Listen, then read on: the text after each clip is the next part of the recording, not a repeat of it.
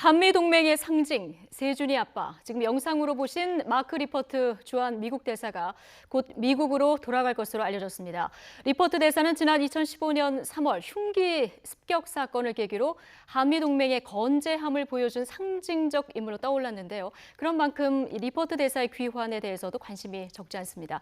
자, YTN 왕선택 통일외교 전문기자 연결해서 리퍼트 대사와 한국의 인연에 대해서 그동안 잘 알려지지 않았던 이야기까지 좀 들어보겠습니다. 자, 왕선택 기자. 네, 왕선택입니다. 네, 일단 리퍼트 대사 가는 날이 20일에 가는 게 맞나요? 네, 그렇습니다. 도널드 트럼프 미국 대통령 당선자가 취임식 열리는 1월 20일까지 주재국을 떠나라고 요구를 했기 때문에 20일이 귀국 날짜가 됐습니다. 예. 미국 대사 귀환은 오바마 대통령이 개인적으로 임명한 정무직 대사에만 해당되는 것인데 바로 리퍼트 대사가 정무직 대사라서 1월 20일입니다. 아, 네. 자, 리퍼트 대사 하면 2015년 3월 피습 사건, 국민들이 가장 먼저 떠올리는 사건 아니겠습니까? 당시 네. 상황을 한번 좀 되짚어 볼까요? 네, 리퍼트 대사가 그야말로 중대한 습격을 받았지만 굉장히 의연하고 침착한 대응을 잘해서 전화 위복이 된 사례라는 것은 잘 알려진 상황입니다. 예. 그런데 그 당시에 이제 구체적으로 보면은요, 리퍼트 대사가 해군 특수부대 장교 출신이었기 때문에 더 잘한 부분도 있었습니다. 예를 들어서 어떤 부분이었습니까?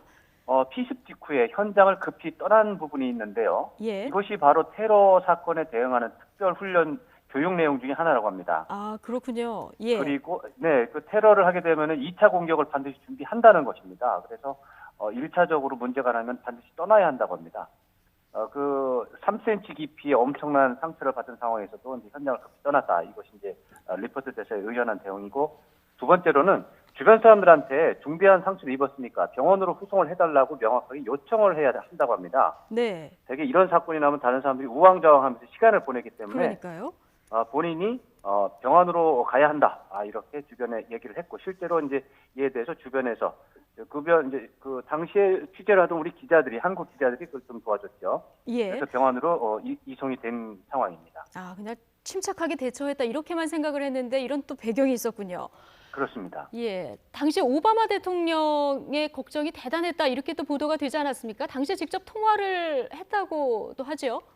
그렇습니다. 피습 사건이 한 7시 40분쯤에 발생을 했는데 오전 그렇게 나서 수술하기 전에 오바마 대통령이 전화를 했습니다. 예. 그래서 수술하기 전에 이제 통화를 했다고 하는데, 오바마 대통령은 당시 아주 불안하고 걱정을 많이 해서 리퍼트 대사한테 도대체 어떻게 된 거냐, 범인은 누구냐, 범행 당시 상황은 어떻게 된 거냐, 예. 예를 들어 흉기는 어떤 거였느냐, 정말 꼬치꼬치 물으면서 불안감을 많이 보였다고 합니다. 이에 대해서는 리퍼트 대사가 직접 답변을 하면서 상황은 돌발적이었고 또 지금 현재 치료는 가능한 상황이고 무엇보다도 한미 관계 손상이 갈 필요가 없는 그런 사안이라고 굉장히 침착하게 설명을 했다고 하고요. 그래서 결국 그 전화통화 결과 오바마 대통령이 납득을 했고 또 안심을 했고, 과민 반응하지 말고 관망하자, 이런 태도를 보이는 그런 배경이 됐다고 하는 것이거든요. 예. 그야말로 이때 이제 오바마 대통령이 이제 과민 반응을 보였다면 한미 동맹의 경로가 달라질 수도 있었던 상황이었습니다. 그랬군요. 그런데 이제 공적인 이런 관계를 넘어서 리퍼트 대사와 오바마 대통령이 이렇게 친한 사이입니까? 네, 그렇습니다. 오바마 대통령 참모 중에서 이제 그야말로 가장 오래된 참모라는 특징이 있고요.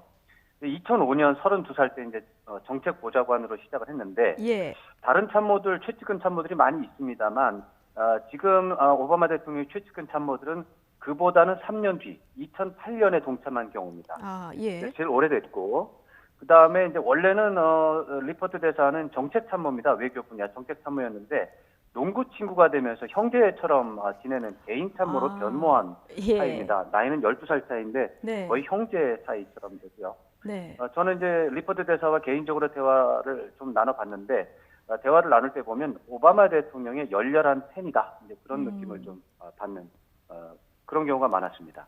예, 열렬한 팬이다. 네. 32살 때부터 가장 오래된 이제 참모라는 건데요. 그런데 리퍼트 대사가 다른 여러 나라들을 놔두고 한국 대사를 지원한 이유가 특별히 전해진 게 있습니까? 네, 리퍼트 대사가 이제 2014년 11월에 부임을 했는데, 그 직전에 저는 이제 워싱턴에서 특파원으로 있었습니다. 예. 그때 워싱턴에서 리퍼트 대사를 환송하는 리셉션에 이제 참석을 해서 그 문제를 좀 물어본 적이 있었습니다. 예.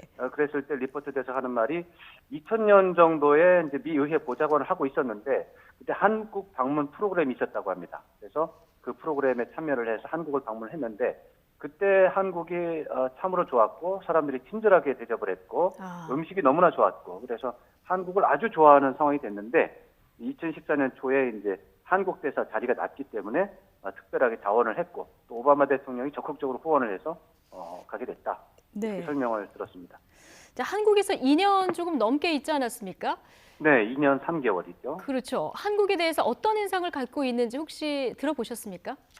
네, 리퍼트 대사와는 여러 차례 이제 식사를 하면서 말을 들을 기회가 있었습니다만, 리퍼트 대사가 하는 말 중에서 가장 대표적인 것이, 한국 사람들이 전통적인 문화를 잘 간직하면서 동시에 현대사회, 최첨단 기술과 문화를 동시에 발전시키는 것을 잘한다.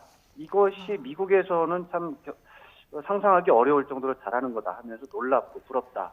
이렇게 여러 번 말을 했습니다. 예, 뭐 친절하고 음식도 좋고 전통과 최첨단 기술도 같이 가고 아주 좋은 얘기만 했는데 혹시 부정적인 측면에 대해서 얘기한 건 없습니까?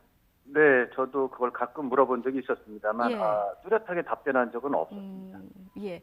자, 리포트 대사 이제 20일 귀국한다고 했는데요. 돌아가면은 어떤 일을 하게 되나요? 일단 3개월 정도는 휴식을 취할 예정이라고 합니다. 민주당이 대선에서 패배를 했기 때문에 예. 리포트 대사는 당연히 민주당 쪽이고 그래서 공직에는 일단 자리가 없습니다. 네. 그리고 그동안 이제 바쁜 나날을 많이 오랫동안 보냈기 때문에 휴식이 필요하기도 하고요.